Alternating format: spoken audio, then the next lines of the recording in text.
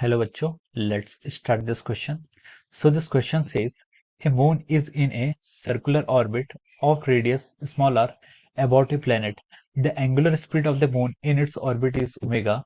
The planet and its moon may be considered to be point masses that are isolated in space, so that small r and omega are related by the expression r cube into omega square is equal to constant.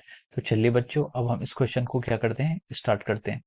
तो देखिए बच्चों, इस question का जो आपका की concept है, इस क्वेश्चन का आपका की कॉन्सेप्ट है, ये क्या है आपका ग्रेविटेशन पर बेस्ड क्वेश्चन है और आपका केपलर्स लॉ पर डिपेंड करता है, ठीक है।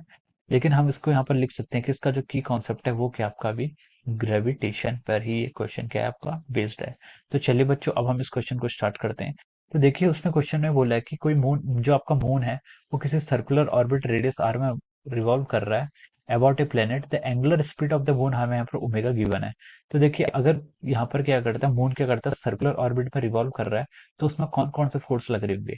एक तो आपका ग्रेविटेशनल फोर्स लगेगा between the moon and the planet. तो मान लीजिए जो मून का मास है, यहाँ पर आपको क्वेश्चन में गिवन नहीं है, उसका मास मान लीजिए आपका एम है। स्मॉल एम इज द, क्या लिख सकते हैं हम आपको, मास ऑफ मून।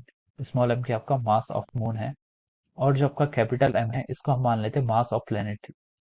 मास जो जिस प्लेनेट के अराउंड के आपका मून मूव कर रहा है, उस प्लेनेट का मास आप कैपिटल हम यहाँ पर एज्यूम कर सकते हैं।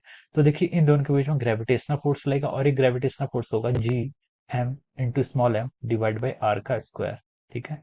ये आपका क्या हो गया, ग्रेविटेशनल फोर्स का आपका फॉर्मूला आ गया। अब इस ग्रेविटेशनल फोर्स को जो फोर्स बैलेंस करेगा वो कौन सा होगा, आपका सेंट्रीफ्यूगल फोर्स होगा। सेंट्रीपिटल फोर्स का हम बोल सकते हैं आपका m v square divide by r. ये आपका क्या होता है, सेंट्रीपिटल फोर्स। लेकिन देखिए, क्वेश्चन में हमें एंगुलर स्पीड दी है, हमें एंगुलर स्पीड दी है, और we know that v is equal to क्या होता है आपका ओमेगा आर होता है। जे क्या आपका, v क्या आपका लीनियर स्पीड, और ओमेगा क्या आपका एंगुलर स्पीड। तो हम यहाँ से लिख सकते हैं ओमेगा को हम यहाँ से v बाई आर से रिप्लेस कर सकते हैं, या फिर v को हम यहाँ से ओमेगा आर लिख सकते हैं। तो अगर हम इसमें लिखेंगे तो m v स्क्वायर, v को क्या लिख सकते हैं हम यहाँ से ओमेगा इंटू आर का स्क्वायर डिवाइड बाई आर। तो हम यहाँ से एफ सी की वैल्यू जो आएगी कैलकुलेट होके, उसे हम लिख सकते हैं m omega square into r. ये क्या आ गया आपका सेंट्रीपिटल फोर्स। अब देखिए, फर्स्ट आपका क्या था, ये ग्रेविटेशनल फोर्स, और ये कौन सा फोर्स आपका क्या, सेंट्रीपिटल फोर्स। तो ये दोनों फोर्सेस क्या होंगे, एक दूसरे के इक्वल होंगे। तो हम लिख सकते हैं इनको इक्वेट करके, G M M divide by are का square is equal to M omega square into R, ठीक है।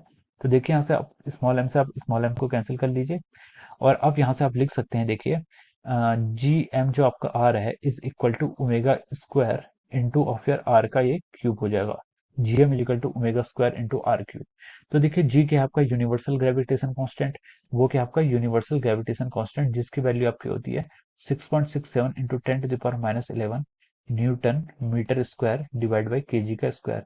तो ये क्या आपका कांस्टेंट क्वांटिटी है। और एम क्या आपका मास ऑफ सॉरी, ये आपका क्या है, मास ऑफ प्लेनेट। तो प्लेनेट का मास भी क्या रहेगा आपका, कांस्टेंट रहेगा। तो प्लेनेट का मास भी कांस्टेंट है और जी भी कांस्टेंट है। तो इन दोनों का प्रोडक्ट आपका कांस्टेंट रहेगा, तो हम बोल सकते हैं omega square into r cube, ये क्या होगा, किसी कांस्टेंट क्वांटिटी के इक्वल होगा, कांस्टेंट हो जाएगा ये, ठीक है। तो देखिए बच्चों, यही चीज हमें क्वेश्चन में प्रूव करने के लिए बोली गई थी कि r cube into omega square का जो प्रोडक्ट है, r cube into omega square का प्रोडक्ट, ये क्या होगा, किसी कांस्टेंट क्वांटिटी के इक्वल होगा। So we have proved this result. So I hope you all understood this concept. All the best.